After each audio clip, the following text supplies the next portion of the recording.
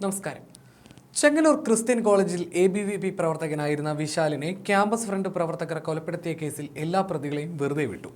നിരാശാജനകമായ വിധിയെന്നാണ് prosecution പ്രതികരിച്ചത്. വിധിന്യായം കണ്ടതിനു ശേഷം കൂടുതൽ പ്രതികരിക്കുമെന്നും അപ്പീൽ നൽകാനാണ് തീരുമാനമെന്നും പ്രോസിക്യൂഷൻ വ്യക്തമാക്കി. വിശാൽ കൊല്ലപ്പെട്ട് 13 വർഷങ്ങൾ പിന്നിടുമ്പോഴാണ് ഈ വിധി വരുന്നത്. ക്യാമ്പസ് ഫ്രണ്ട് പ്രവർത്തകരായിരുന്ന 19 പേരാണ് കേസിലെ പ്രതികൾ. മാവേലിക്ക് അഡീഷണൽ സെഷൻസ് കോടതിയാണ് വിധി പ്രഖ്യാപിച്ചത്. ജഡ്ജി പൂജ PP ആണ് വിധി പറഞ്ഞത്. 2012 ജൂലൈ 16 കേരള മനസാക്ഷിയെ നടുക്കിയ ഈ കൊലപാതകം നടന്നത്. പുതിയ വിദ്യാർത്ഥികളെ വരവേൽക്കുന്നതിനായി സംഘടനകൾ ഒരുക്കിയ പരിപാടിക്കിടയിലാണ് ആസൂത്രിതമായ ആക്രമണം ഉണ്ടായത്. ABVP നഗരസമിതി അംഗമായിരുന്ന വിശാലിനെ ക്യാമ്പസ് ഫ്രണ്ട് സംഘം കുത്തി വീഴ്ത്തുകയായിരുന്നു. ആക്രമണം തടയാൻ ശ്രമിച്ച സുഹൃത്തുക്കളായ വിഷ്ണു പ്രസാദ്, ശ്രീജിത്ത് എന്നിവർക്കും മറ്റേഴോളം പ്രവർത്തകർക്കും അന്ന് ഗുരുതരമായി പരിക്കേറ്റിരുന്നു. ആദ്യം ചെങ്ങന്നൂർ താലൂക്ക് ആശുപത്രിയിലും പിന്നീട് കോട്ടയം മെഡിക്കൽ കോളേജിലും പ്രവേശിപ്പിച്ചെങ്കിലും രാത്രിയോടെ വിശാൽ മരണത്തിന് കീഴടങ്ങി.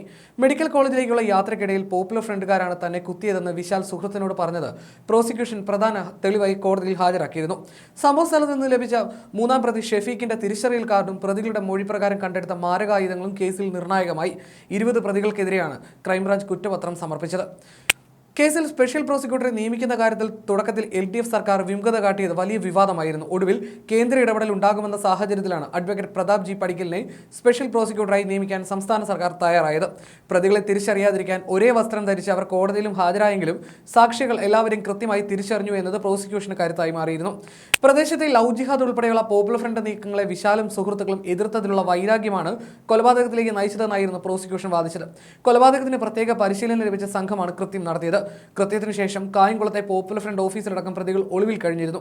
വിചാരണ വേളയിൽ KSU SFI പ്രവർത്തകരായ സാക്ഷികൾ പ്രതികൾക്ക് അനുകൂലമായി നിലപാട് സ്വീകരിച്ച് കൂറുമാറിയത് കോടതിയിൽ വലിയ നാടകീയ രംഗങ്ങൾക്ക് കാരണമായിരുന്നു.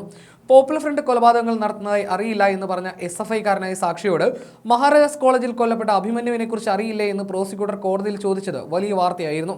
55 സാക്ഷികളെ വിസ്തരിക്കുകയും 205 രേഖകൾ ഹാജരാക്കുകയും ചെയ്ത വിചാരണയ്ക്കൊടുവിലാണ് കേസ് വിധി പറഞ്ഞിരിക്കുന്നത്.